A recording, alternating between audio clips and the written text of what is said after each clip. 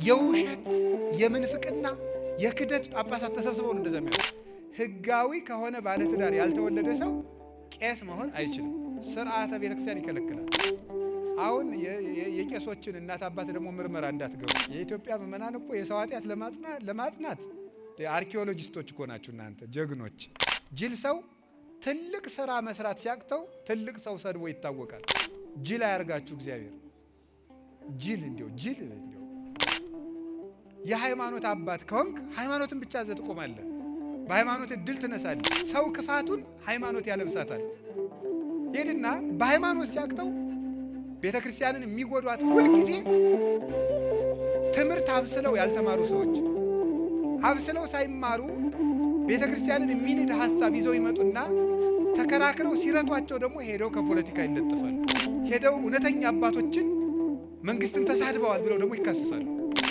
የብሉያትና የሐዲሳት ጌታ ኢየሱስ ክርስቶስ ነው።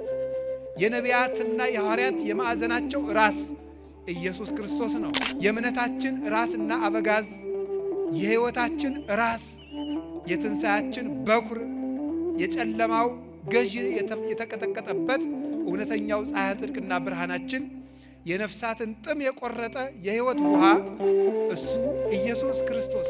እኔ የዓለሙ ሁሉ ብርሃን ነኝ፣ እኔን የሚከተለኝ ከቶ ጨለማን አያይም ለዘላለም ሕይወትን ያገኛል እንጂ ብሎ ነው የነገረኝ ጌታ። መጠጥ አሸናፊነቱ ከእንቅልፍ እስኪነቁ ድረስ ነው። ንጉሥ አሸናፊነቱ እስከሚሻር ድረስ ነው። ሴት አሸናፊነቷ ውበቷ እስካለ ድረስ ነው። እውነት አሸናፊነቱ ግን ለዘላለም ነው። ሰላም የሰጠን መድኃኔዓለም ስሙ የተመሰገነ ይሁን። በመካከላችን ተገኝቶ እንዲያስተምረን ቅዱስ ፈቃዱ ይሁንልን። ጽድቅ ትመውእ ለዓለም፣ እውነት ለዘላለም ታሸንፋለች። መጽሐፈ ዕዝራ ካልዕ ምዕራፍ 4 ቁጥር 38 ላይ የምናገኘው ኃይለ ቃል ነው። እውነት ለዘላለም ታሸንፋለች። እውነት ለዘላለም ታሸንፋለች በሚል ርዕስ እንማማራለን። የእግዚአብሔር ሰላም ልቡናችንን ይጠብቅልን። ይህንን ቃል የተናገረው ዘሩባቤል የሚባል ሰው ነው። በብሉይ ኪዳን ዘመን ጌታችን መድኃኒታችን ኢየሱስ ክርስቶስ ከመወለዱ አስቀድሞ 518 ዓመታትን ቀደም ብሎ የነበረ ሰው ነው። ነገሩ የሚመጣው ከእስራኤላውያን ምርኮ ነው። እስራኤላውያን ጌታችን ከመወለዱ በፊት በ586 ዓመተ ዓለም ወደ ባቢሎን ተማርከው ሂደው ነበረ። 10ሩ ነገድ በሰሜን እስራኤል ሰማሪያ የነበሩት ወደ ፋርስ የዛሬዋ ኢራን፣ 2ቱ ነገድ ደቡብ እስራኤል የሚባለው የይሁዳ መንግስት፣ እነሱ ደግሞ ወደ ባቢሎን የዛሬዋ ኢራቅ ተማርከው ሂደው ነበረ። እስራኤል የእግዚአብሔር ምርጥ ወገኖች ናቸው። በአባታችን አብርሃም፣ በይስሐቅ፣ በያዕቆብ ረድኤት የተባረኩ የእግዚአብሔር የበኩር ልጆቹ፣ የሃይማኖት ቤተሰቦቹ፣ የቃል ኪዳን ወገኖቹ፣ የመሲሁ የትውልድ ሐረግ ሰንሰለት የሆኑ ምርጥ ሕዝቦች ናቸው። እግዚአብሔር የበኩር ልጅ ብሎ የሚጠራቸው እስራኤል እግዚአብሔር ለወገንነት መርጦ በ9 መቅሰፍት በ10ኛ ሞተ በኩር በ11ኛ ሳይል ታድጎ ከግብፅ አውጥቶ ባህር ከፍሎ ጠላት አጥፍቶ አስጥሞ አሻግሮ በደመና እየጋረደ ውሃ ከጭንጫ እያፈለቀ መና ከደመና እያወረደ እየመገበ ጠላቶቻቸውን በመዓት በመቅሰፍት እያራቀ እነሱን በምህረት እየጠበቀ 7 ቅጽር የነበራትን የኢያሪኮን ግንብ አፍርሶ ዮርዳኖስን ድንጋይ ተሸክመው በተአምራት እንዲሻገሩ አድርጎ የረድኤት መገኛ የእግዚአብሔር የቸርነቱ ሀገር የምትሆን ከነዓንን አወረሳቸው። ነቢያትን ለትንቢት ላከላቸው። መቅደስ አነጸላቸው። የሚማጸኑበትን ታቦት ሰጣቸው። ቃል ኪዳኑን አክብሮ ርስቱን አብዝቶ ሰጣቸው። ቸርነቱን አበዛላቸው። በጠላቶቻቸው ላይ እንዲሰለጥኑና ድል እንዲነሱ ኃይል አስታጠቃቸው። ነገር ግን እስመ ህሊናሁ ለብእሲ ይትወላወል እምጊዜ ልደቱ እስከ ዕለተ ሞቱ። የሰው ልጅ አእምሮ ከተወለደበት ጊዜ ጀምሮ እስከሚሞትበት ቀን ድረስ ሲወጣ ሲወርድ ይኖራል ብሎ ሊቁ ዮሐንስ ዘእስክንድርያ በሃይማኖተ አበው እንደነገረን የሰው ልጅ አእምሮ የሚወጣ የሚወርድ ነው። እረፍት የለውም። እግረ ብዙ ነው። እየተናገረ በጎኑ ያስባል፣ እያሰበም ይናገራል። አግኝቶ ይሰጋል፣ እየሰጋም ተስፋ ያደርጋል። የሰው ልጅ አእምሮ ብዙ ነው። ስለዚህ በህሊናው መጠን ኃጢአቱም እየበዛ ይመጣል። ህሊናም ማለት ሀሳብ ነው። ስለዚህ ሰው ስሁት ነው። እየሳቱ ቃል ኪዳኑን እያሳበሉ መቅደሱን እያረከሱ ጣዖት እያመለኩ ኃጢአትን እያዘወተሩ ቢያስቸግሩት አሳልፎ ሃይማኖት ለሌላቸው አሳልፎ ሰጣቸው። ፀሐይ ሙቀቷን የምንሞቃት በሩን እስከ ከፈትን ድረስ ነው። እግዚአብሔር ለኛ የሚያስፈልገውን ነገር የሚሰጠን ልቡናችን በተከፈተ መጠን ነው።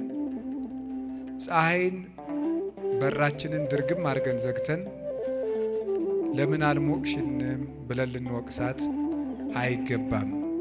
እኛ በራችንን አልከፈትንምና። በሩን እንደዘጋን ፀሐይ በቤታችን ሳትገባ ብትቀርና ሳይሞቀን ቢቀር የፀሐይ ችግር ነው አይባልም፣ የባለቤቶቹ ችግር ነው። እግዚአብሔር የምህረትና የጥበቃ ቃል ኪዳን ሰጥቶ ሕዝብ በዚያ ቃል ኪዳን ሳይጠቀምበት ቢቀር እግዚአብሔር ወገኖችን ረስተዋል አይባልም። ስለዚህ ጠላቶቻቸውን አሰልጥኖ እንዲያውም መርቶ አምጥቶ አስማርኮ ወሰዳቸው።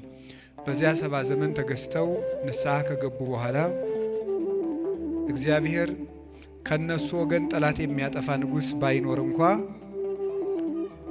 የፋርሱን ንጉሥ በባቢሎን ንጉሥ ላይ አስነስቶ ቂሮስ የሚባለው የፋርስ ንጉሥ ተነስቶ የባቢሎንን ንጉሥ ብልጣሶርን ድል ነስቶ እስራኤል ወደ ሀገራቸው እንዲመለሱ ከ70 ዘመን ስደት በኋላ ፈቀደላቸው። በዚያ ዘመን ተማርከው ከሚኖሩ እስራኤላውያን ወጣቶች በንጉሱ ጠጅ አሳላፊነት ተመርጦ የነበረ አንድ ዘሩባቤል የሚባል ሰው ነበረ። ከነገስታት ወገን ነው ትውልዱ።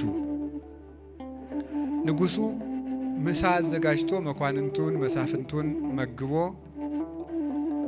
ትንሽ እንቅልፍ አረፍ ብሎ ሳለ እነዚህ የጠጅ አሳላፊዎች ምሳሌ እንመስል ቃላት እናምጣና ምሳሌው የተወደደለት ሰው በንጉሱ ይሸለም ብለው ተነጋገሩ። አዲስ ሐሳብ እናምጣና ሐሳቡ የተወደደለት ሰው ንጉሥ ይሸልመው ብለው አሰቡ። 3 ናቸው ወጣቶቹ ከዘሩባቤል ጋር 3 ሐሳቦችን አመጡ።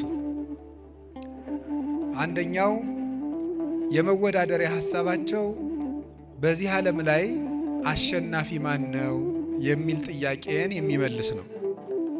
በዚህ ዓለም ላይ አሸናፊ ማን ነው? እናንተም ይህን ጥያቄ ለራሳችሁ መጠየቅ ትችላላችሁ። በዚህ ዓለም ላይ አሸናፊ ማን ነው? እንዲህ ለው ሲጠይቁ አንደኛው አንድ ነገር አመጣ። በዚህ ዓለም ላይ አሸናፊው መጠጥ ነው አለ። በዚህ ዓለም ላይ አሸናፊው ወይን ነው አለ። እንደምንድን ነው ቢባል ዕውቀት የተከናወነለት አንደበቱ የረታለት አቃንቶ የሚናገር አዋቂ ሰው የተባለስ እንኳ ቢሆን መጠጥ በጠጣ ጊዜ ግን አንደበቱ ይታሰራል፣ ይላሻል፣ የማይረባ ነገርንም ይናገራል። ልበ ብርቱ የተባለው ሰው እገሌ አዋቂ ልባም ነው፣ ጥልቅ አርጎ የሚመክር ብልህ ነው የምንለው ሰው መጠጥ በጠጣ ጊዜ ምስጢሩን አውጥቶ ለሰው ሁሉ ዘርዝሮ ይናገራል። ብዙ ሰዎች ተረባርበው ገፍተው የማይጥሉት ሰው በጠጣ ጊዜ ግን በገዛ እግሩ ተጣልፎ ይወድቃል። ስለዚህ በዚህ ዓለም ላይ መጠጥ አሸናፊ ነው። ትልቅ ሰውን ያዋርዳል፣ አንደበትን ያስራል፣ ምስጢር ያስወጣል፣ የቆመን ይጥላል፣ ጤነኛን ያሳምማል፣ ይሰብራልም። እንዲህ የሚያደርግ አሸናፊ መጠጥ ነው እንጂ ከመጠጥ በላይ ሌላ አሸናፊ አለን ብሎ አንዱ ተወዳዳሪ ይህንን አቀረበ። ሁላችሁም እንደምታውቁት መጠጥ አሸናፊ ነው። በእውነቱ ብዙ ሰው በመጠጥ ተሸንፎ ነው ያለው። ማሰቢያን የሚጎዳ ነው። አእምሮን ይጎዳል። አረቆ አሳቢነትን ያጠባል። በቅርብ ደስታ እና ፈንጠዝያ ውስጥ በመክተት ለነገ እንዳንኖር የሚያደርግ መጠጥ ነው። ጭንቅላትን ያበላሻል። ዓላማ የለሽ ያደርጋል። ቤትን ያፈርሳል። ትዳርን ይፈታል። ገንዘብን ያባክላል። በየሜዳው ይጥላል። ለአውሬ ለጠላት አሳልፎ ይሰጣል። መጠጥ ክፉ ነው። ክብርን የሚያስጥል ነገር ነው። ስለዚህ መጠጥ አሸናፊ ነው። መጠጥ አሸናፊ ነው እንዳለው። ሁለተኛው ሁላችንም መጠጥ መቀነስ አለበት። ስካር በዝቷል። እግዚአብሔር እንዳይሰማን እየሆንን ነው። ሀገራችን ያለንባት ሀገር ኢትዮጵያ በብዙ ፈተና ውስጥ እያለች እኛም እግዚአብሔርን ሰላም እንዲሰጠን እየለመንን፣ ነገር ግን ስካሩ ብዙ ነው። በነገር አረቂ የሰከረም ብዙ ነው። ያንንም የሚያስተምር ነው። ሁለተኛው በዚህ ዓለም ላይ አሸናፊው ንጉሥ ነው አለ። ንጉሥ አሸናፊ ነው። የወንድ መኳንንት የሴት ወይዘሮ ለንጉሥ የማይገዛ የለም። የቆመውን ቁረጥ የወደቀውን ፍለጥ ብሎ ቢያዘው ለንጉሥ የማይታዘዝ ለንጉሥ የማይገብር የለም። ሰው 10-20 ዓመት ፈልጎ ያጣውን ነገር ንጉሥ በፈለገ ጊዜ ግን በአንድ ቀን ያገኘዋል። ትልቁን ያዋርዳል፣ የተዋረደውን ይሾማል፣ ያከብራል። በዚህ ዓለም ላይ አሸናፊው ንጉሥ ነው። የተሾመ ሰው አሸናፊ ነው። ወንበር ያለው ሰው አሸናፊ ነው። ጊዜ ያለው ሰው ያሸንፋል ብሎ ተናገረ። ዘሩባቤል ደግሞ የለም በዚህ ዓለም ላይ አሸናፊ እናንተ ያላችሁት አይደለም፣ 2 ናቸው ብሎ አቀረበ። አንደኛው ሴት ናት በዚህ ዓለም ላይ አሸናፊ፣ በዚህ ዓለም ላይ አሸናፊ ሴት ናት ብሎ ተናገረ። ለምንድን ነው ሴት አሸናፊ ናት ያልክ ቢሉት ምን ትልቅ ሰው ቢሆን እውቀት ከባለጸግነት አንድ አድርጎ የያዘ ሰው ቢሆን ወደ ሴት በቀረበ ጊዜ ልቡ የማይፈታ የለም። ማንም የማይደፍረውን ሰው ሴት ግን ትደፍረዋለች፣ ማለት ትሰድበዋለች፣ ትቆጣዋለች። ለዚህ ምስክሩ ንጉሡን ብዙ ሰው እየሰገደለት፣ ንግስቲቱ ግን መጥታ በጥፊ ትመታዋለች። አክሊሉን ከራሱ ላይ አንስታ ወስዳ ፀጉሯ ላይ ደፍታ ትጫወተዋለች። ለምን እንዲህ አደረግሽ ብሎ ቢቆጣት ደግሞ ቀድማ አኩርፋ ትቀመጣለች። ንጉሡ ተከትሎ ሄዶ አባብሎ ለምኖ ይታረቃታል። ሰው ዕድሜ ዘመኑን የለፋበትን ገንዘብ ለእናት ለአባቱ ሳይሰጥ ለሚያገባት ሴት አስረክቦ ቁጭ ይላል። በሴት እስትንፋስ የማይፈተን ልቡ እንደ ቅቤ የማይቀልጥ ማን ነው? ስለዚህ በዚህ ዓለም ላይማ አሸናፊዋ ሴት ናት አለ። አራተኛ ግን ምን አለ? ሁሉ ግን አልፎ ለዘላለም የምትኖር እውነት ናት። መጠጥ አሸናፊነቱ ከእንቅልፍ እስኪነቁ ድረስ ነው። ንጉሥ አሸናፊነቱ እስከሚሻር ድረስ ነው። ሴት አሸናፊነቷ ውበቷ እስካለ ድረስ ነው። እውነት አሸናፊነቱ ግን ለዘላለም ነው። ስለዚህ ከሁሉ በላይ አሸንፎ የማይሻር ውበቱ የማይጠወልግ ስልጣኑ የማይሻር በትናንትና በዛሬ መካከል መለወጥና መለየት የሌለበት የዘላለም ንጉሥ እውነት ነው እና እውነት ያሸንፋል፣ ሁሉም ለጊዜው ነው ብሎ ዘሩባቤል አቀረበ። ንጉሡ ተቀስቅሶ ተነሳ። ንጉሥ ተቀስቅሶም አይደለም በነቃ ጊዜ ማለቴ ነው። ንጉሥ አንተ ተኝተህ ሳለ ሐሳብ አዋጥተን ነበረ። አይምሮ ሲሰሩበት እንደዚህ ነው። አይምሮ ካልሰሩበት ግን የረጋ ውሃ ማለት ነው። የረጋ ውሃ ትል ያፈራል። ወራጅ ውሃ ብቻ ነው ጤነኛ። ዝም ብሎ የተቀመጠ ውሃ፣ ደጅ ላይ የተጠራቀመ ውሃ ትል ያፈራል። ስራ የፈታ አይምሮ የተንኮል ፋብሪካ ነው። ተንኮልን የሚያመነጩት ስራ ፈቶች ናቸው። ክፋትን፣ ቂምን፣ ሰው ከሰው ማጣላትን የሚያመጣው ስራ ፈቶ ቁጭ ማለት ነው። ነገረኛ የሚያደርግ ራሱ ስራ ፈት ነው። ስራ ፈትነት ነው። አንዳንድ ጊዜ እኔ ሳየው ፈረንጆቹ ተንኮል አላቸው። ተንኮል የእነሱ እንዲያውም ስትራቴጂክ ተንኮል ነው። በጣም ኃይለኛ ተንኮል ነው። እንደዚህ ቀለል ያለ ተንኮል አይነካካቸው። ሀገር አቀፍ ተንኮል፣ ወንዝ ተሻጋሪ ተንኮል፣ ዓለም አህጉር አቀፍ ተንኮል ነው የሚተነኮሉ የነሱ።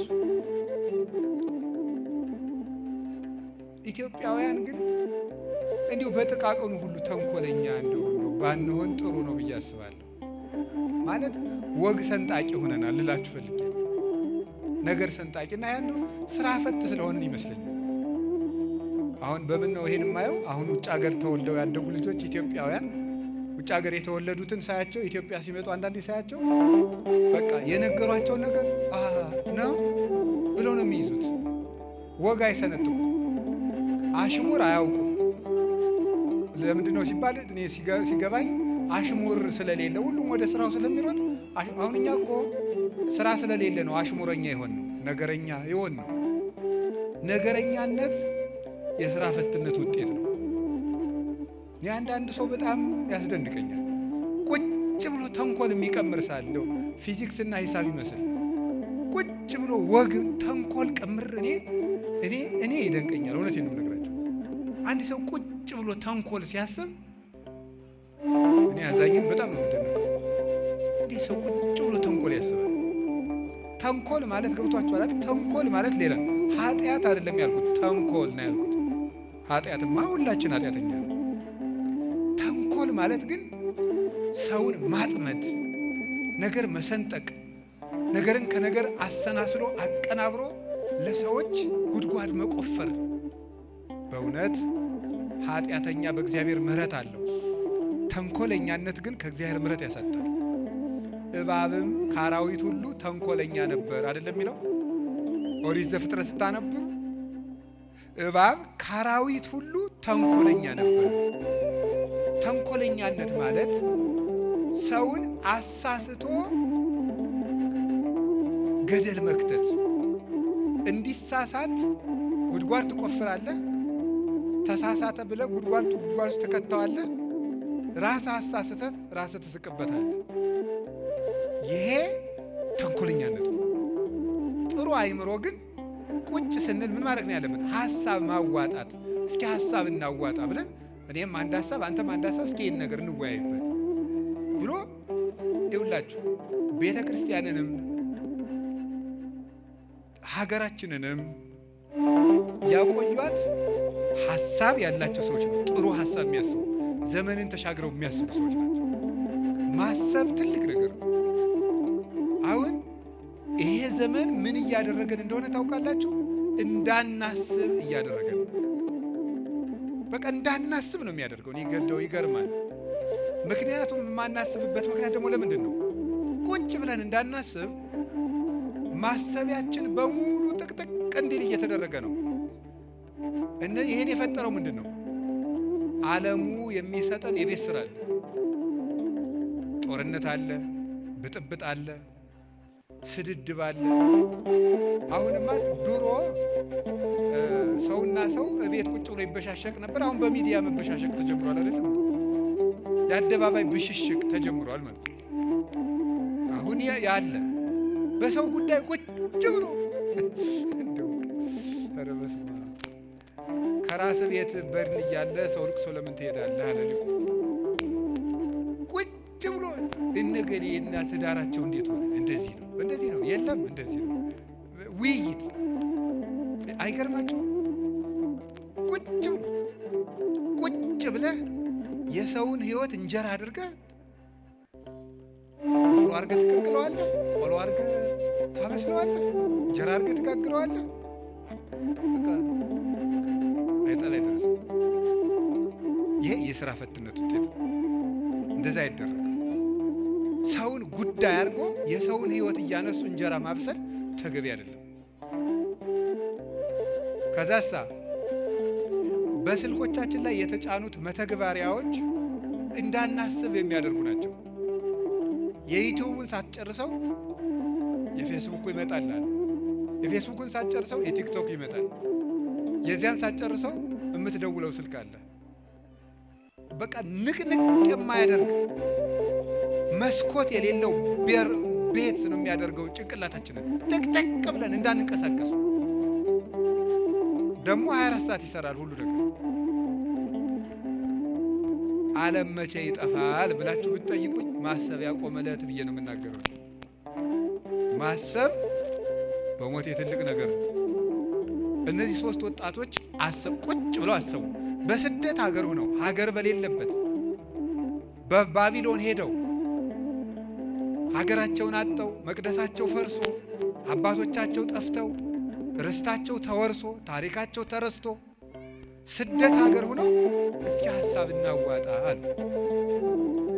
ሁላችንም ሀሳብ አዋጠን ራሳችንም ሰውንም ለማዳን ነው መጣር ያለብን። ሀሳባቸው ተመረመረ፣ ሀሳባቸውን አቀረቡ። ፉክክርም የለባቸው። እኔ ያልኩት ይሁንም አላሉ። ሁላችንም የራሳችንን እናቅርብ፣ የተሻለ ሀሳብ ያለው ሰው ይሸለማል። ሀሳባቸውን አቀረቡ። ይሄን ገበያ ምን ያንጫጫዋል ተብሎ ቢጠየቁ አሉ አንድ አባት እበልጥ አልበለጥ አሉ። አሁን ግን የተሻለ ሐሳብ ያለው ሰው የሚሰማ ሳይሆን መንጫጫት ነው። ዝም ብሎ ማዳመጥ ጥሩ ነገር ነው። ከዚያ በኋላ ሐሳባቸውን አቀረቡ። እኔ እንደዚህ ነው ታሪኩን መልሼ በማብራራት ጊዜያቸውን መፍጀት ስለማልፈልግ ነው። መጽሐፍ ቅዱሱ ይከልሰዋል። እኔ ወይን ያሸንፋል ያልኩ በዚህ ምክንያት ነው። እኔ ንጉሥ ያሸንፋል ያልኩ በዚህ ምክንያት ነው። እኔ ሴት ታሸንፋለች ያልኩኝ በዚህ ምክንያት ነው። እውነት ያሸንፋል ያልኩ ግን እውነት በቁጥር አይለካም። እውነት ዘመን አይሽረውም። እውነት ፊት አይቶ አያዳላም። እውነት ለዘላለም ይኖራል። እውነት ከእድሜ በላይ ነው። እውነት ከባለጸግነት በላይ ነው። እውነት ከሀብት በላይ ነው። እውነት ከውበት በላይ ነው። እውነት ከወንበርና ከስልጣን በላይ ነው ብዬ ነው ብሎ አቀረበ። ምን እንዳደርግልህ ትፈልጋለህ አለው። የአባቶቼ መቃብር እንዲሰራ እፈልጋለሁ አለው። ዘሩባቤልን አንግሶ ሕዝብህን ይዘህ ወደ ኢየሩሳሌም ግባ ብሎት ዘውዱን ደፍቶ የሰባ ዘመኑን የምርኮ ቀንበር ሰብሮ የእውነት ልጅ ዘሩባቤል እስራኤልን ይዞ ኢየሩሳሌም ገባ እላቸዋለሁ። እውነት ያሸንፋል። እውነት ለማሸነፉ መጠጥ ያሉም እዛው ቀር አላሸነፉ፣ ንጉሥ ያሉም አላሸነፉ፣ ሴት ያሉም አላሸነፉ። እውነት ያለው ግን ቀንበር ሰብሮ ሀገሩ ገባ። ያ ማለት በዚህ ዓለም ላይ ትውልድን የሚያሽመደምዱ ሶስት ነገሮች አሉ ማለት ነው። አንደኛው የሹመት ፍላጎት፣ ሁለተኛው የምቾት ፍላጎት፣ ሶስተኛው የሥጋ ፍላጎት ናቸው። እነዚህን ዞር ብሎ ሳያቸው ከእውነት ጋር የቆመ ግን ለዘላለም ያሸንፋል። እውነት ተባባሪ አትፈልግም። ለእውነት ሰራዊት የላትም። እውነት ቦታ አትመርጥም። እውነት ቀን አትመርጥም፣ ጊዜም የላትም። በጊዜ አትገደብም። እውነት በልብ ከተማ የምትኖር ናት። እውነትን ጭብጫቦ አይሾማትም፣ ጭብጫቦ አያወርዳትም። እውነት በአይምሮ ከተማ ነግሳ ትኖራለች። የእውነት መንበሯ ንጹሕ ልብ ነው። ስለዚህ እውነት ለዘላለም ታሸንፋለች። እውነት ብቻዋን ቆማ ከዓለም በላይ ትከበራለች። ለምንድን ነው እንደዚህ ያልኩት ብትሉ ሁለት ሶስት ነገሮችን ልነግራችሁ ፈልጌ ነው። ስለ እውነት በትንቢተ ዳንኤል ምዕራፍ 13 የምናገኘው አንድ ታሪክ አለ። እሱን ነግራችኋለሁ።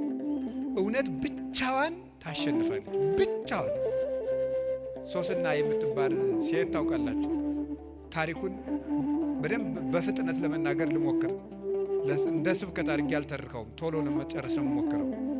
ሶስና እጅግ የተከበረች ባለትዳር ናት። ይህች ሰው እግዚአብሔርን የምትፈራ ሰው ናት። ከዕለታት በአንድ ቀን በአጸድ ውስጥ ገብታ ስትታጠብ ሁለት ለገዛ ፍላጎታቸው የሚፈልጓት የአይሁድ መምህራን በቀትር ሰዓት ሂደው ፈቃዳችንን ፈጽሚልን፣ የማትፈጽሚልን ከሆነ በዝሙት አገኘናት፣ ከባሏ ላይ ስታመነዝር አገኘናት ብለን ለእስራኤል እንከስሻለን። እኛ ደግሞ በሕዝቡ ያለንን ተቀባይነት ታውቂያለሽ። እንደዚያ ከሆነ ሕዝቡ በድንጋይ ወግሮ አንቺን መግደሉ ነው አለ። እንግዲህ በእግዚአብሔር እጅ ከሚፈረድብኝ እናንተ የፈለጋችሁትን ብታደርጉብኝ ይሻለኛል። እኔ ፈቃዳችሁን አልፈጽምም ማለት። ተሰሚነታቸውን ተጠቅመው እነዚህ ሁለት የአይሁድ መምህራን ይህችን ሴት ከባሏ በላይ ስታመነዝር በቀትር ሰዓት አገኘናት ብለው ተናገሩ። በአጠቃላይ አይላፈ እስራኤል ተሰብስበው በድንጋይ ትወገር ትወገር ትወገር ትወገር። ለምን? ማስረጃ ያቀረቡት በጣም የማይጠረጠሩ ሰዎች ስለሆኑ ትወገር ተባለ። እንግዲህ የአንድ ሀገር ህዝብ አሁን ለምሳሌ የአዲስ አበባ ህዝብ በሙሉ ትወገር ቢላት እንዲህ ምን ይመስላችሁ? እድናለሁ ብላችሁ ታስባላችሁ? ቢያንስ እንደው 3-4 ሰው እንኳን ለሽምግልና ቢተርፍ ጥሩ ነው። ሀገር በሙሉ ይወገር ቢላችሁ እድናለሁ ትላላችሁ?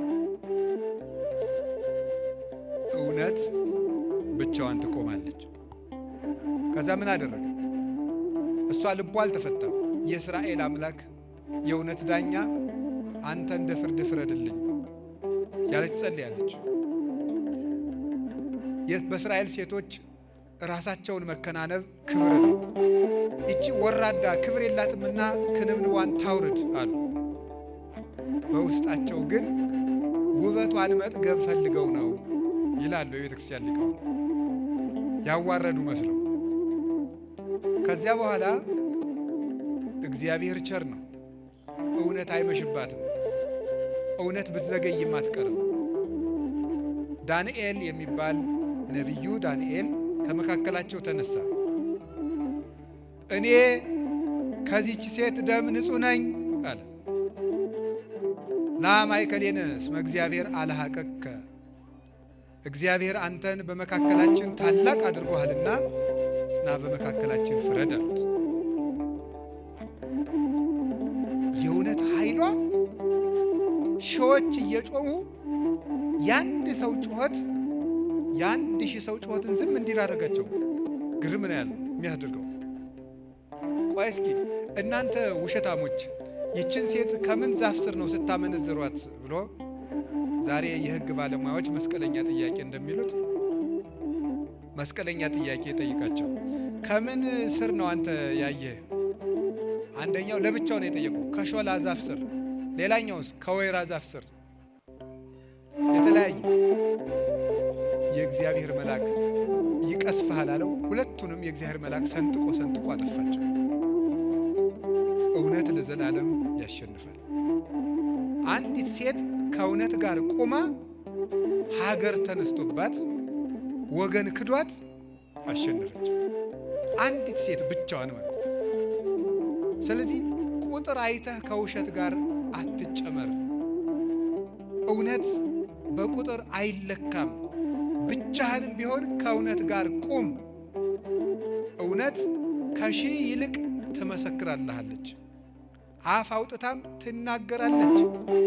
የእውነትን ምስክር ተራራ አይጋርዳትም፣ ውሃ አይሞላባትም፣ ደመና አይጋርዳትም፣ ክረምትና በጋ አያስቀራትም። እውነት ከሰማያት በላይ ጸንታ የምትኖር ናት። እውነትን ጩኸት አያፍናትም። እውነትን ስም ማጥፋት አያስቀራትም። እውነት ለዘላለም ሁሉን ፈንቅላ ትወጣለች። በተራራ ላይ የተሰራች ከተማ ልሰወር ማለት እንዳይቻላት ጌታችን በወንጌሉ እንዳስተማረን በእውነት ላይ የቆመ ሰው ጉድጓድ ውስጥ ቆፍረው ቢቀብሩት እንኳን ይወጣል። እውነት ለዘላለም ያሸንፋል። እውነት ይህን ርዕስ የመረጥኩበት የራሴ ለዕለቱ የመረጥኩበት የራሴ ምክንያት አለ። እውነት አሸናፊነቱን የሚገለጥበት ቀን ነው ዛሬ። አሁን ያለንበት ቀን የግንቦት ሥላሴ ይሄንን የሚያስረዳ ነው። ለምንድነው ስትሉኝ ዛሬ ቅዱስ አትናቴዎስ ሐዋርያዊ ዕረፍቱ ነው። ቅዱስ አትናቴዎስ ሐዋርያዊ በ325 ዓመተ ምህረት የመጀመሪያውን የቤተ ክርስቲያን ዓለም አቀፍ ጉባኤ የጸሎተ ሃይማኖት አንቀጽ ያረቀቀ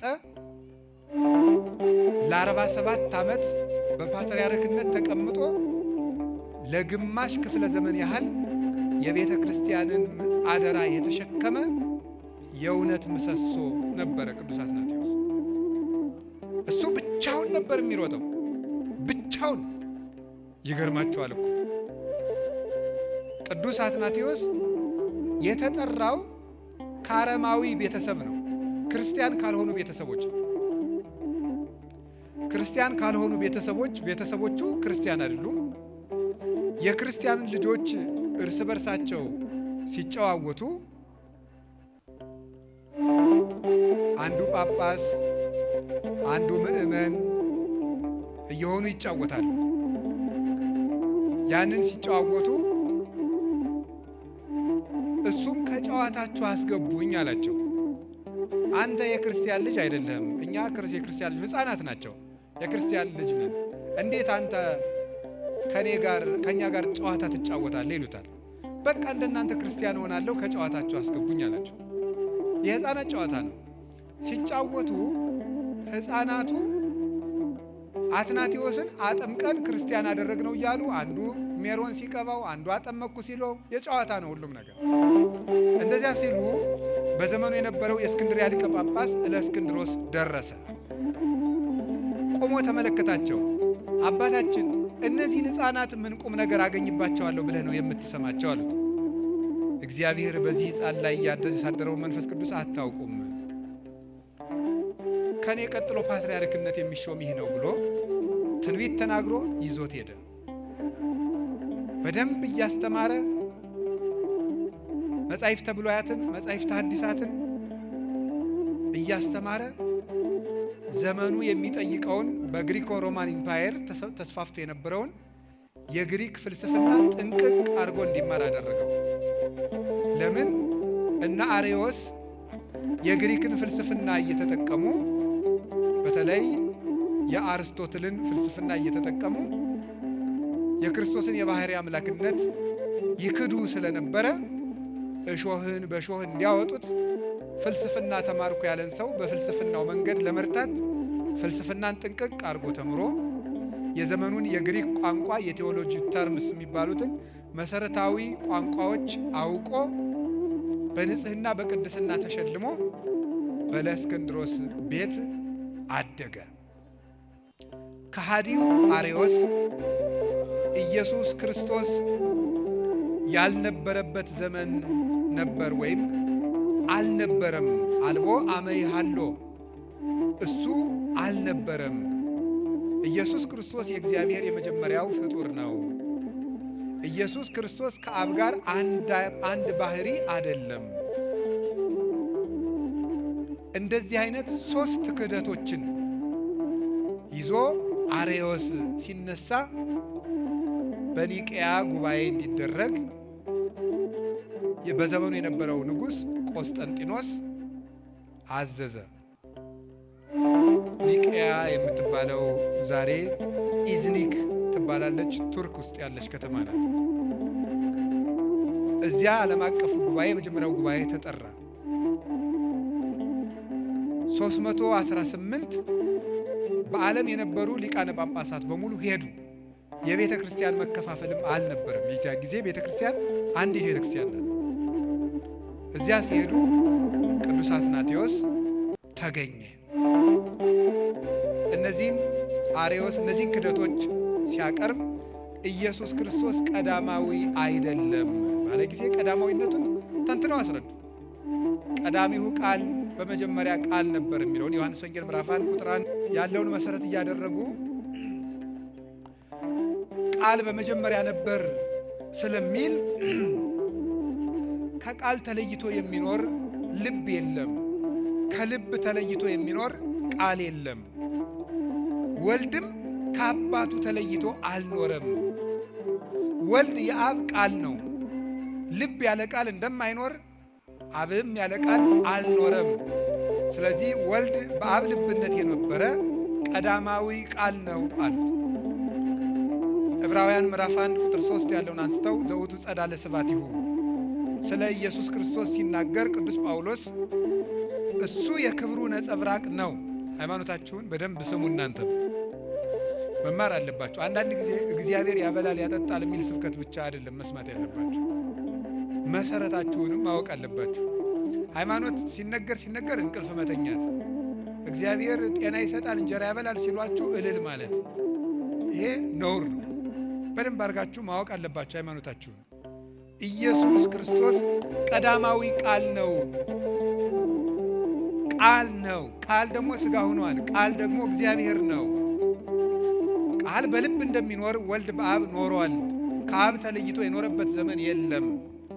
የወለዱ አብ እምድኅረ ዘመን አብ ኑሮ የወለደው አይደለም። አልወቱ ጥንት መጀመሪያ አልነበረውም፣ እሱ ቀዳማዊ ነው። ዕብራውያን ምዕራፍ 1 ቁጥር 3 ላይ እሱ የአብ የክብሩ ነጸብራቅ ነው፣ የአብ የክብሩ ጸዳል ነው፣ የአብ የክብሩ ብርሃን ነው አለው። ይህ ማለት ተመልከቱ፣ ነጸብራቅ ጸዳል የምንለው ከፀሐይ ወጥቶ እኛ ላይ የሚያርፈውን በተለምዶ ጨረር ብለን የምንጠራው ነው።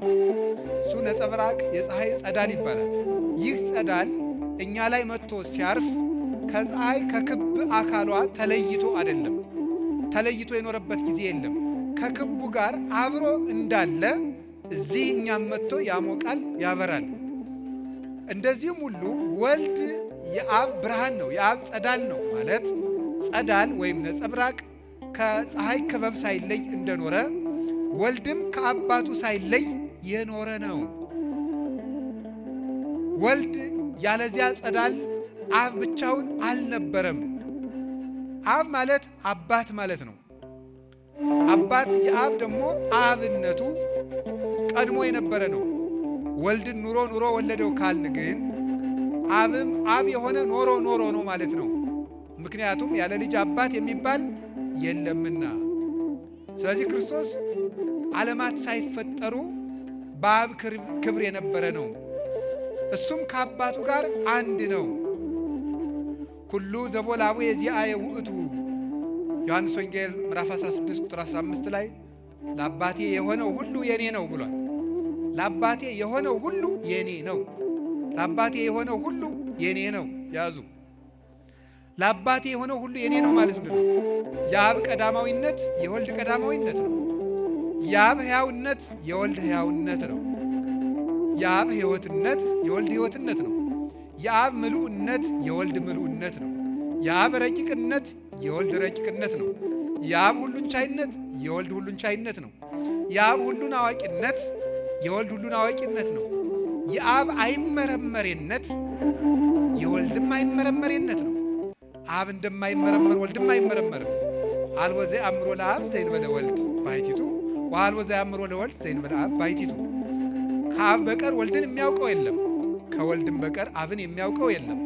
የማቴዎስ ወንጌል ምዕራፍ 11 ላይ ሲናገር ከአብ በቀር ወልድን የሚያውቀው የለም፣ ከወልድም በቀር አብን የሚያውቀው የለም።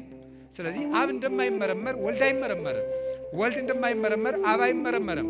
ወለዘፈቀደ ሎቱ ወልድ ይከስት ሎቱ፣ ወልድ ለፈቀደው ይገልጥለታል እንጂ። አንደኛ ቆሮንቶስ ምዕራፍ 2 ላይ ቅዱስ ጳውሎስ ደግሞ ሲናገር መኑ ያአምር ህሊናሁ ለእግዚአብሔር ዘእንበለ መንፈሱ ቅዱስ፣ የእግዚአብሔርን ህሊናውን ማን መርምሮ ያውቃል የባህሪ ሕይወቱ ከሚሆን ከመንፈስ ቅዱስ በቀር ብሎ እንደተናገረ መንፈስ ቅዱስ የመንፈስ ቅዱስ ረቂቅነት የአብ የወልድ ነው። የወልድ ረቂቅነት የአብ የመንፈስ ቅዱስ ነው። የአብ ረቂቅነት የወልድና የመንፈስ ቅዱስ ነው። በዚህ ርቀት የኖረ ነው። ወልድ ቀዳማዊ ነው። ከአባቱ ጋር አንድ ነው። በከመ ይሁቦሙ አብ ሕይወተ ለፍቁራኒሁ ከማሁ ወልድኒ ይሁቦሙ ሕይወተ ለፍቁራኒሁ። አብ ለወደዳቸው ሕይወትን እንደሚሰጥ ወልድም እንዲሁ ለወደዳቸው ሕይወትን ይሰጣል። ከማያክብርዎ ሰብ ለወልድ ዘከመ ያከብርዎ ለአብ። ሰዎች ሁሉ አብን ባከበሩበት ክብር ወልድን ያከብሩት ዘንድ አብ ሕይወትን እንደሚሰጥ ወልድም ሕይወትን ይሰጣል። የዮሐንስ ወንጌል ምዕራፍ 5 ላይ ስታነቡት እንዲህ ይላል። ሕይወት እግዚአብሔር ነው። በኦሪት ዘዳግም እንደተናገረ አነ እቀትል ወሐዩ ቀስፊ ወሳል አልቦ ዘያመስጥ እምኔ፣ እኔ ገርፋለሁ፣ እኔ አቆስላለሁ፣ እኔ ፈውሳለሁ፣ እኔ ገድላለሁ፣ እኔ አድናለሁ፣ ከእጄ የሚያመልጥ የለም፣ ማዳንና መግደል የኔ ስልጣን ነው ይላል የሰራዊት ጌታ እግዚአብሔር። እንዲህ ነው የሚለው። እግዚአብሔር ሕይወት ነው። እግዚአብሔር ሕይወት ነው። ክርስቶስ ደግሞ የዮሐንስ ወንጌል ምዕራፍ 11 ቁጥር 25 ላይ ምን አለ? አነ ውእቱ ትንሣኤ ወሕይወት፣ እኔ ትንሣኤና ሕይወት ነኝ አለ። እግዚአብሔር ቅዱስ ዳዊት እግዚአብሔር ብርሃኔና መድኃኒቴ ነው አለ። እግዚአብሔር ያበርሊተ ወያድኅነኒ እምንትኑ ያፈርሃኒ አለ። እግዚአብሔር ብርሃኔና መድኃኒቴ ነው መዝሙር 26 ቁጥር 1 ላይ። የዮሐንስ ወንጌል ምዕራፍ 8 ቁጥር 12 ላይ አነ ውእቱ ብርሃኑ ለዓለም ዘይተለወኒ ይርኤያ ለጽልመት አላ ይረክብ ብርሃነ ሕይወት፣ እኔ የዓለሙ ሁሉ ብርሃን ነኝ፣ እኔን የሚከተለኝ ከቶ ጨለማን አያይም ለዘላለም ሕይወትን ያገኛል እንጂ ብሎ ነው የነገረኝ ጌታ። ስለዚህ ክርስቶስ ከአባቱ ጋር አንድ ነው። አባ ሰባሃኒ በስብሐቲከ ዘሃሎ ምስሌከ እምቅድመ ይትፈጠር ዓለም። አባት ወይ ካንተ ጋር ዓለም ሳይፈጠር በነበረኝ ክብር ግለጠኝ፣ የኔን ክብር ግለጥ አለ። ወዝንቱ ውእቱ ሕይወት ዘላለም ከማይምሩከ ለከ ለአምላከ ጽድቅ ባሕቲትከ ወለዘፈነውኮ ኢየሱስ ክርስቶስ ወልድከ። የዮሐንስ ወንጌል ምዕራፍ 17 ላይ ሲናገር አባቴ ሆይ የዘላለም ሕይወት ይህች ናት፣ የዘላለም ሕይወት ይህች ናት፣ ብቻህን አምላክ የምትሆን አንተን ያውቁ ዘንድ የላከው ልጅህን ኢየሱስ ክርስቶስን የሚያውቁ ዘንድ ነው። እንግዲህ የዘላለም ሕይወት አብን በማወቅና ወልድን በማወቅ የሚገኝ ከሆነ የዘላለም ሕይወት በአንድ አምላክ ይሰጣል እንጂ በዋና አምላክና በተከታይ አምላክ የሚሰጥ አይደለም። አምላክም አንድ ነው፣ ሕይወት ሰጭም አንድ ነው።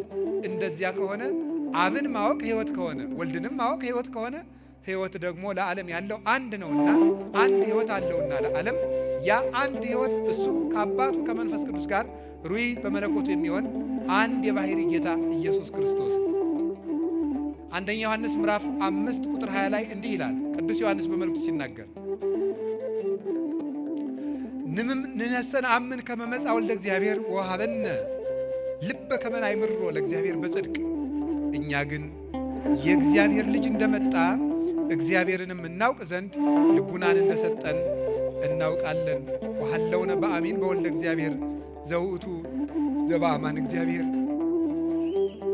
አንድያ ልጅ በሚሆን በእግዚአብሔር ልጅ በኢየሱስ ክርስቶስ በማመን ጸንተን ይሄው እንኖራለን።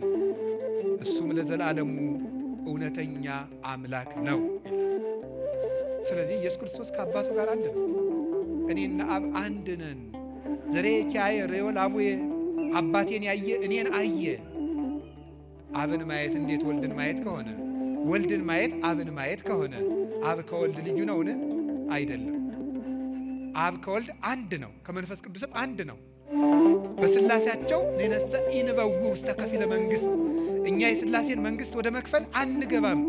ስላሴን በአንዲት መንግሥት እናውቃቸዋለን።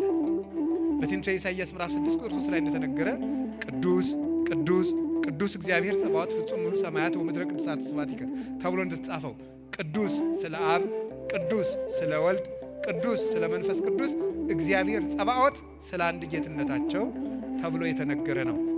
እንዲህ አድርገው አርዮስን ተከራክረው ረድተዋል። ወልድ ቀዳማዊ ነው። ወልድ ከአባቱ ጋር አንድ ነው። ወልድ ፍጡር አይደለም፣ ዓለማትን የፈጠረ ነው። ወቦቱ ኩሉ ኮነ ወዘእንበሌ ውስጥ አልቦ ዘኮነ ወይምንትኒም ዘኮነ ወዘሂ ኮነ በእንቲአሁ ቦቱ ሕይወት ውእቱ። በእርሱ ሁሉ ሆነ፣ ያለ እርሱ ምንም የሆነ የለም። የተፈጠረው ሁሉ በእሱ ፈቃድ የተፈጠረ ነው።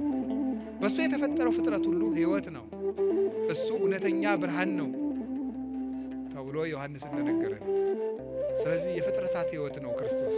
ቅዱስ አትናቴዎስ ስለዚህ ጉዳይ ሲናገር አርዮስ መልስ በሰጠው ጊዜ እንግዲህ ክርስቶስ ከፍጡራን እንዳንዱ ከሆነ የጠፋውን ልፈልግ መጣሁ እንደምን ይላል?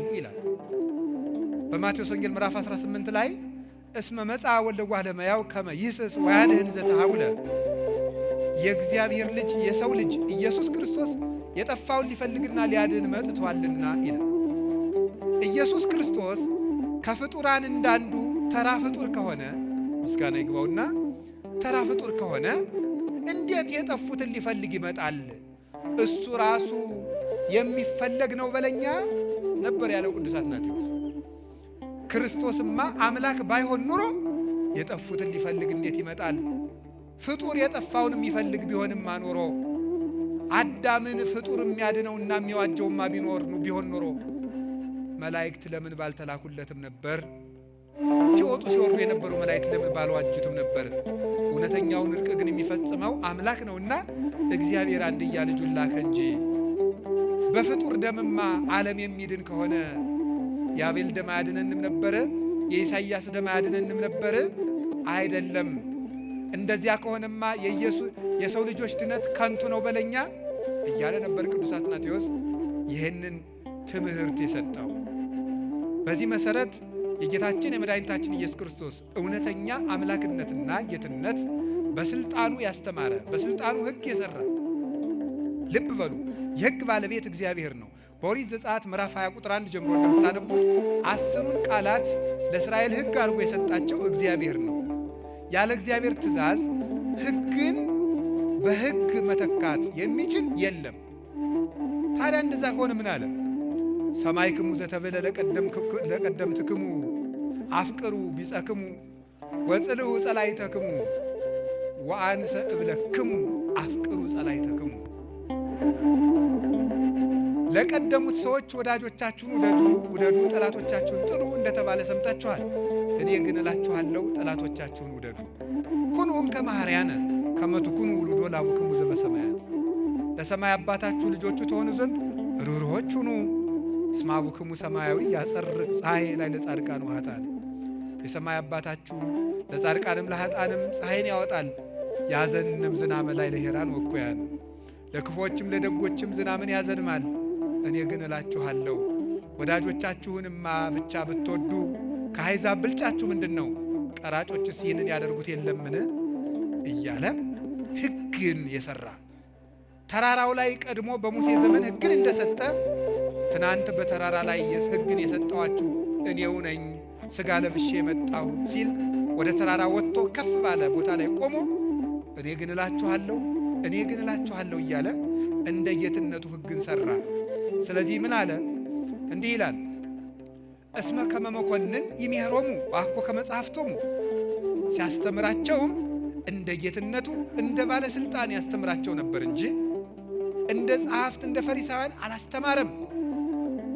እንደ ኢሳይያስ ከመዝ ይቤ እግዚአብሔር ጸባዖት፣ አሸናፊ እግዚአብሔር እንዲህ ይላል እያለ አላስተማረም። እንደ ዘካርያስ ከመዝ ይቤ እግዚአብሔር ዘኩሎ ይመልክ፣ ሁሉን የሚገዛ እግዚአብሔር እንዲህ ብለዋል ብሎ አላስተማረም። እንደ ሕዝቅኤል ከመዝ ይቤ እግዚአብሔር አዶናይ፣ ሁሉን ቻይ እግዚአብሔር እንዲህ ብለዋል ብሎ አላስተማረም። እንደ ሙሴ ከመዝ ይቤ ለክሙ እግዚአብሔር ደቂቀ እስራኤል፣ የእስራኤል ልጆች ሆይ እግዚአብሔር እንዲህ ብሏችኋል ብሎ አላስተማረም። እሱ ያስተማረ ግን እኔ እላችኋለሁ እያለ ነው ያስተማረ። እውነት እውነት እላችኋለሁ አለ። እስመ ሐጋጌ ብሉይ ወሐዲስ ውእቱ ኢየሱስ ክርስቶስ። የብሉያትና የሐዲሳት ጌታ ኢየሱስ ክርስቶስ ነው። የነቢያትና የሐዋርያት የማዕዘናቸው ራስ ኢየሱስ ክርስቶስ ነው።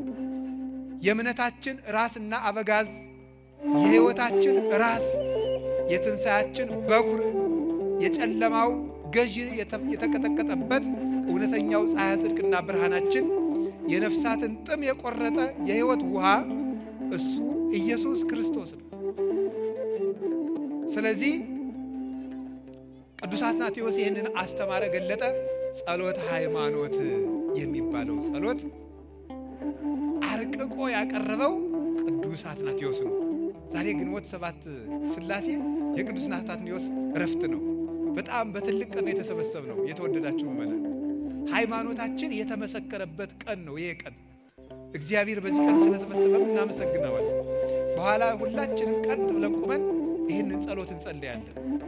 የሕይወታችን ጌታ ትንሣኤያችን ኢየሱስ ክርስቶስ እውነት ሆኖ ያሸነፈበት ከ318ቱ ሊቃውንት ጋር 319ኛ ብሎ የአርዮስን ልብ በረቂቅ ሥልጣኑ የወጋበት በዮሐንስ ወንጌል ቀዳማዊ ቃል በሚለው ቃሉ የክደትን እንክርዳድ አበጥሮ የዘራበት በመንፈስ ቅዱስ እስትንፋስነት እንክርዳዱን አርዮስን ከአዝመራው የለየበት የትልቁ መሳሪያውና መዶሻው የቅዱስ አትናቴዎስ ዕረፍቱ ነው ዛሬ።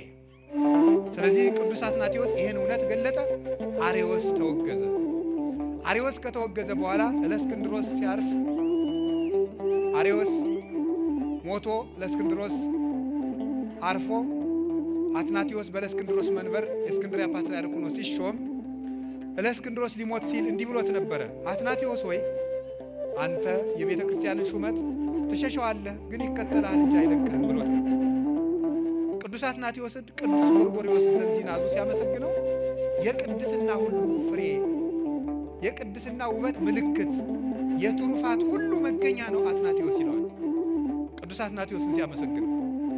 ስለዚህ ቅዱስ አትናቴዎስ 47 ዓመት በእስክንድሪያ መንበር ሲቀመጥ 17ቱን ዓመት በስደት ነው የኖረው።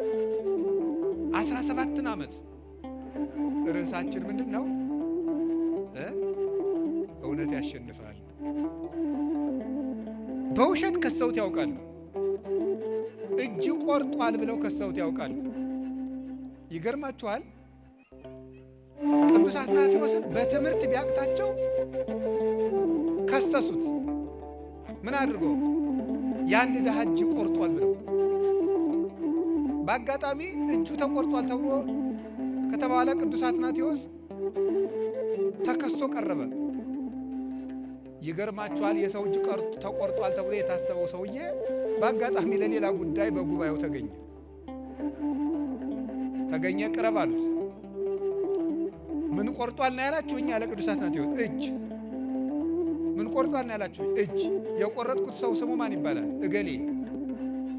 የውሸት የምንፍቅና የክደት ጳጳሳት ተሰብስበው እንደዛ የሚያሉ ምን ነው የቆረጥኩት? እጅ።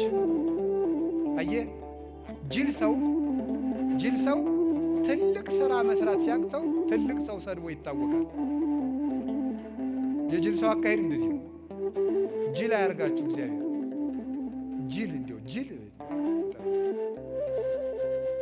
ጅል ማለት ምን ማለት ነው ተብሎ ቢጠየቅ መልሱ ምንድን ነው? ጅል ማለት ነው። አንድ ጸሐፊ ምን ብሎ ያነበብኩት መጽሐፍ ነው። ጅል ምንድን ነው ትሉኝ እንደሆነ አለ። ዓለማዊ መጽሐፍ ነው፣ ኢትዮጵያ ውስጥ የተጻፈ መጽሐፍ ነው። የመጽሐፉን ርዕስ አልናገርም ማስታወቂያ እንዳይሆንብኝ እና እንግዲህ ዓለማዊ መጽሐፍ ስናነብ የሚታለም የሚያዝ ነገር ስላለ እና ጅል ምንድን ነው ትለኝ እንደሆነ ጅል ማለት ወደ ኋላም ወደፊትም የማይል ነው። ሌላ ማለት የሰውየውን ጽሑፍ እኔ ስረዳው ነገም የማይገባው ትናንትም የማይገባው ማለት ነው። ጅል ማለት አርቆ የማያስብ ባለበት የሚቆዙ ነው። ዛሬን ካበላው እንደ ሐውልት ቁሞ ያድራል። ጅል እንደዚህ። እነዚያ ጅል ጳጳሳት ተሰብስበው እጅ ቆርጧል አሉ። ከዛ ምን አደረገ? አንዱን እጅ ደበቀና አንዱን እጅ ከፍ አድርጋለው።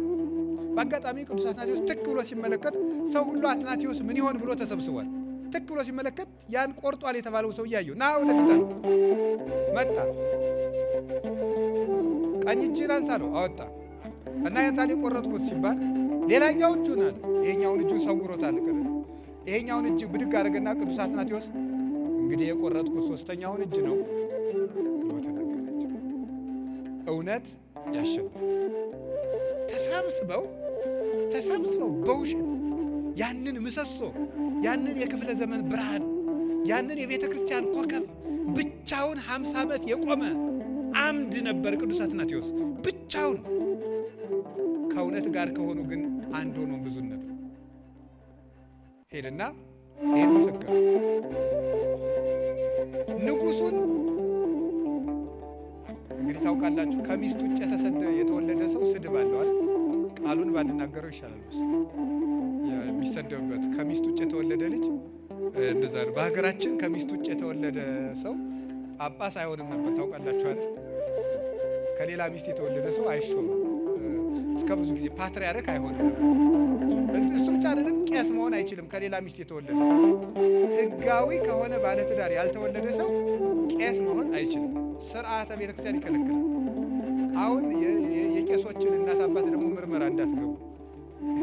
የኢትዮጵያ ምዕመናን እኮ የሰው ኃጢአት ለማጽናት አርኪኦሎጂስቶች እኮ ናቸው እናንተ ጀግኖች።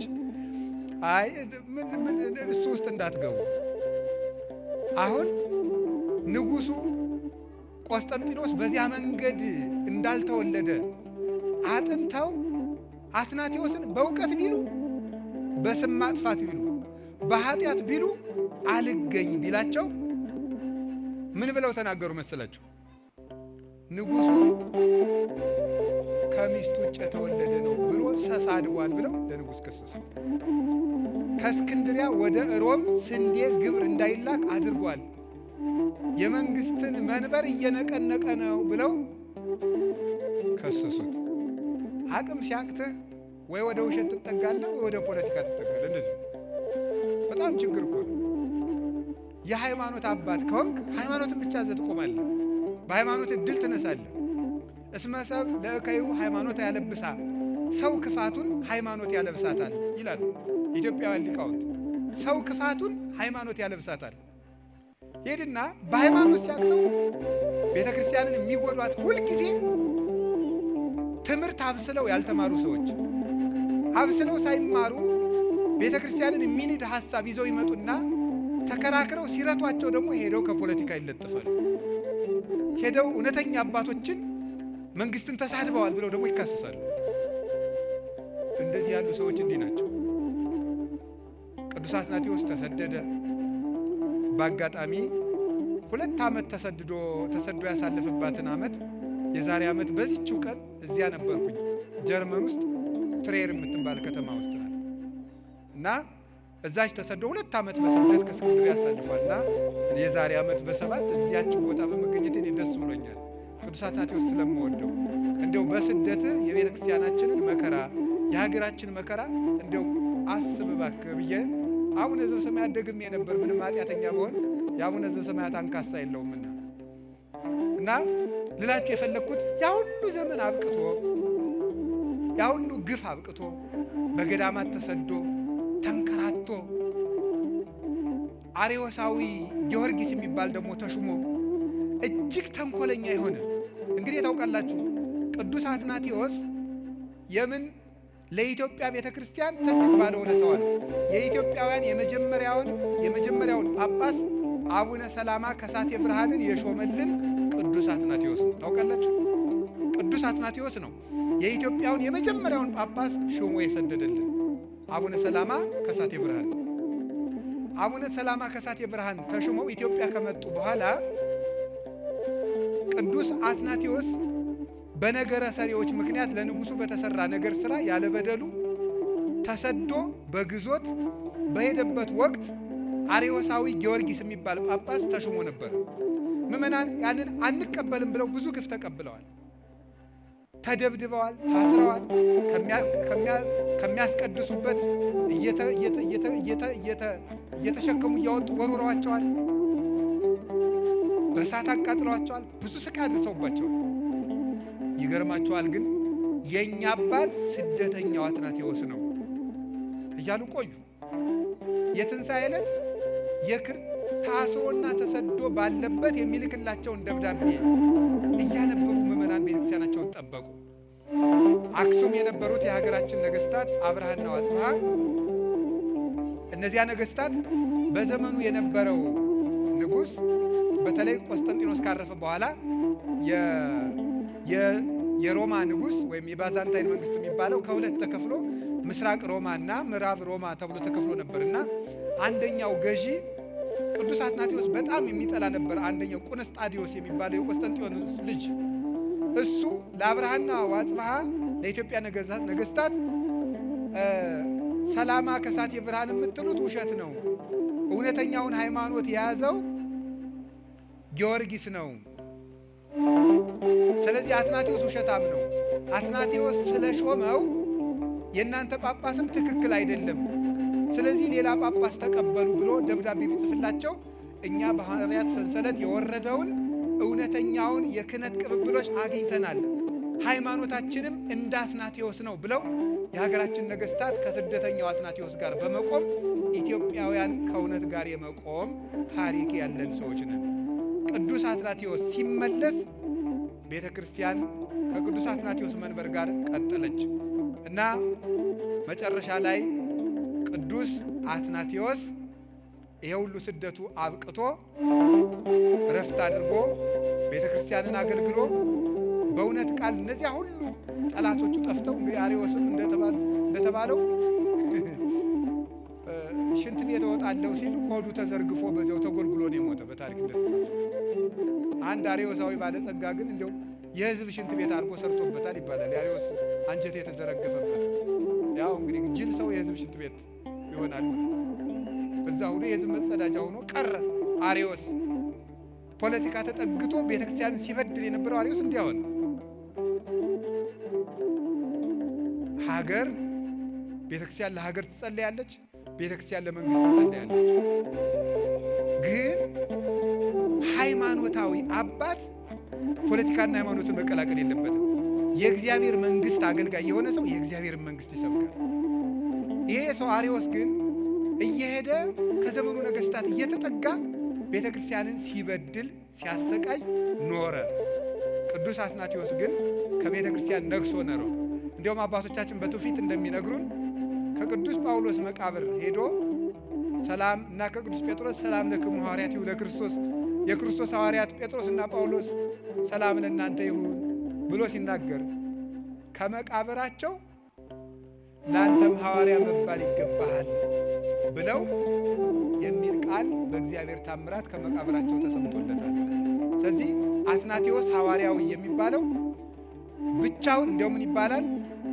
አትናቴዎስ ዓለም በአትናቴዎስ ላይ እንደተነሳ አትናቴዎስ ደግሞ ብቻውን በዓለም ላይ የተነሳ ሰው ይባላል። በታሪክ ሲጻፍ ታውቃላችሁ። ብቻውን በዓለም ላይ የተነሳ ሰው የዛን ጊዜ ሮማ፣ እስያ፣ አፍሪካ፣ አውሮፓ የሚባለው ሁሉ አንድ ዓለም ነበር የነበረው። በክርስትና አልተከፋፈልም የዛን ጊዜ። ይገርማችኋል እኮ አሁን እዚህ ኢትዮጵያ ውስጥ ወይም ሌላ ቤተክርስቲያን ውስጥ ወይም አርመን ቤተክርስቲያን ውስጥ እርስ በርስ ጳጳሳት ቢጣሉ እኮ አይደለም። በዓለም ያሉ ጳጳሳት ከጥቂቶቹ በስተቀር በአትናቴዎስ ላይ ተነስተውበት፣ ቤተ መንግስቱ በአትናቴዎስ ላይ ተነስቶበት፣ ብቻውን አትናቴዎስ ግን በእነሱ ላይ ቁሞ ያሸነፈ የእውነት ምሰሶ ነበረ እና እንዲሁም ተሰብስበው ሰዎች ኧረ እባክህ ዓለሙ ሁሉ እኮ ተነሳብህ ብለው ይጠይቁት፣ ግድ የለም በኢየሱስ ክርስቶስ ስም እኔም በዓለሙ ተነስቼበታለሁ ብሎ ነበር። ብቻውን በዓለም ላይ የቆመ ብርሃን ቅዱስ አትናቴዎስ ነው። የአርዮስ ስም አጠራሩ ጠፍቶ አሰረ ፍኖቱ ሁሉ ተደምስሶ የእሱ መንበር የለውም። የቅዱስ አትናቴዎስ እናቱ ቤተ ክርስቲያን ግን እስከ ዛሬ ድረስ ፍሬ እያፈራች አለች። እውነት ለዘላለም ታሸንፋለች። የቅዱስ አትናቴዎስ አምላክ በሃይማኖት ያጽናል። ይህን ጸሎት ሃይማኖት ያረቀቀው እሱ ነው። አባ ጳውሊ የተባሉ አባት በራእይ እንዳዩት ሰይጣን እንደ ጸሎት ሃይማኖት አድርጎ የሚጠላው ጸሎት የለም፣ ሰማዕታት ደም ያፈሰሱለት እውነት ነውና ይላሉና ጸሎት ሃይማኖት የሚለውን መንገድ ላይ ሆናችሁ፣ መቃብር ላይ ሆናችሁ፣ ውስጥ ሆናችሁ፣ የትም ሆናችሁ ቢሆን ጸልዩ፣ የአትናቴዎስ አምላክ ይደርስላችኋል። የቅዱስ አትናቴዎስ አምላክ በፍጹም ሰላሙ ለሁላችንም ይድረስልን። ከእውነት ጋር ያቁመን እግዚአብሔር። ወስብሐት ለእግዚአብሔር።